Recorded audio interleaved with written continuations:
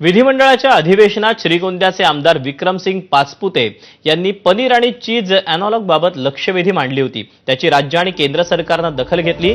FSSAIनं अॅनॉलॉग पदार्थांबाबत नागरिकांना सूचना आणि हरकती मागवल्या, तर राज्य सरकारनंही FDA विभागात 196 अधिकाऱ्यांची नियुक्ती केल्याची माहिती आहे।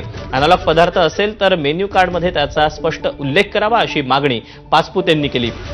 तर यावर लवकरच सरकार कारवाई करेल असा विश्वासही पाचपुतेंनी व्यक्त केला।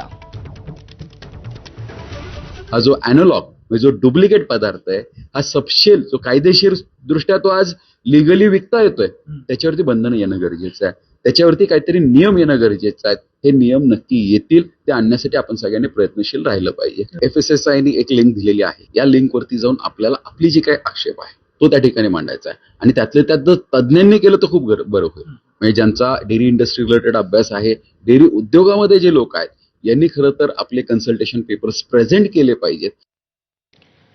केंद्रीय गृहमंत्री अमित शहा यांच्या सूचनेनंतर तातडीनं